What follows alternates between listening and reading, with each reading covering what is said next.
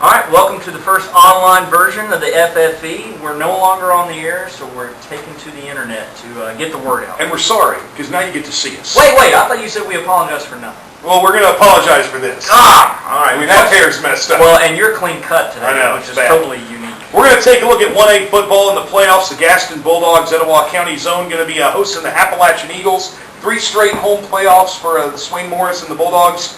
You got to like their chances to get to round 4. Well, it's the thing that got them through the regular season, the fact that they have a balanced offense this time, more so being able to do the run game like they always do with DeMont Bice. You got Brian Rollins and a slew of others that can run the ball. But right now, the biggest thing they have to worry about is the defense of Appalachian. They have a kid known as Preston Alexander who's quite well in trying to get the INT. So they may rely on that ground game that's gotten them to the prominence that they're at this point.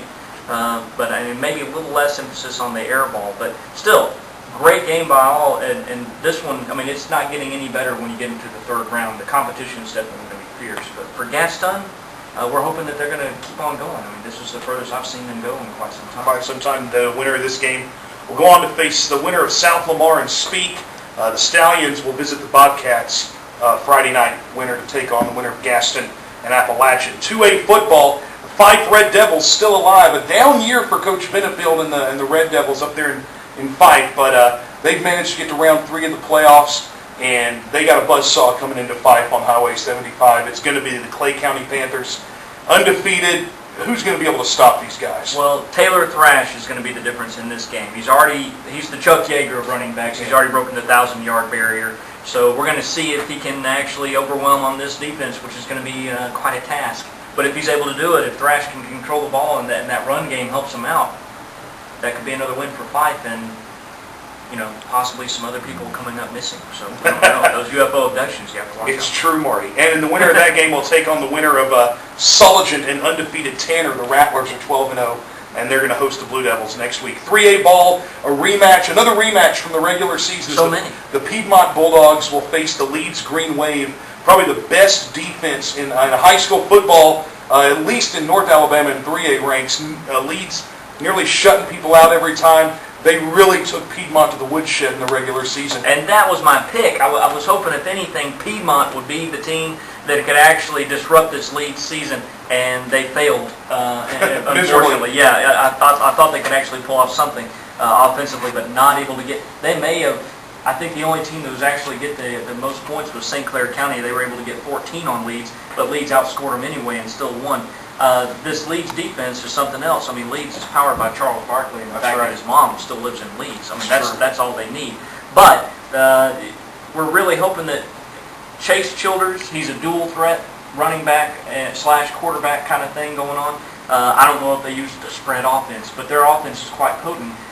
Maybe they've gone back, looked at the game film, retooled everything that they did wrong against Leeds last time, and can maybe pull off an upset here, but the odds are against me. Steve Smith is a great coach. He was able to do all this out at Cedar Bluff when he built that team up to prominence, and now at Piedmont doing a fine job there. 4A ball, the Cherokee County Warriors and Aniana Redskins, they rematch from a 4A Region 6 battle that Cherokee County won early in the year, but Aniana has been hot, running through people, really getting the scores when they need to. Cherokee County, one of the best teams in 4A. Do you think this one has all the makings to be the best game in the area? It could, and of course we got to throw a lot of love out to Cherokee County because we don't do enough of that. We love you, all right. But other than that, you're looking at just like what you said, the team that's hot right now. It happens in the pros, it happens in college. Towards the latter half of the season, the team that keeps on progressing is the one that's hot at the moment, and that's what Aniana is. That's about the biggest thing that the Redskins have in their favor. Both these teams excellently coached. So it's like you're saying, this could be the big game of the night. Well, second time around is always usually better for the team that lost the first time. They have that advantage of being ticked off about losing the first time. Don't tell that to Alexandria. Don't tell that to Alexandria, and don't tell that to Gaston City High School, because that's what got them knocked out as well. Yeah. Speaking of Gaston City 6A ball, the return to Birmingham prominence. Jefferson County has made it back in a big way. Mountain Brook, Hoover, Hewitt-Trussville all in the third round this week. That region in 6A well represented. Of course, the defending state champs also still represented as well. When you have Mountain Brook and you've got Hoover going against each other, for the first time ever, the Galleria may not have anybody out. Both 11 and 1. Yeah, that whole town's going to be shut down, and everyone's going to be at this game. Mountain Brook coming off that big win over Tuscaloosa County last week. And that was the one thing, Tuscaloosa County, the top team in the state in 6A football, top team in the state of Alabama, a lot of people said, probably the best high school football team in the state. Mountain Brook wins that football game. So you got to like their chances. I mean, they play Hoover. They know Hoover. They're not going to be intimidated by Hoover. And yet Hoover's got the mystique ever since that show that was on MTV. But you got to admit, Mountain Brook's really going to have it in for them. Everyone has it in for Hoover just about as much as everybody has it in for the Gadsden City Titans around here. That's right. So we're going to call it today. We got a big show next week, round 4. We'll be right here on the Super Sweet Love seat, room A232 at Gadsden City High School, bringing you what we think is going to be the things to watch in high school football for the following week. Right here on ALSportsLive.com. It's the Friday Football Extravaganza.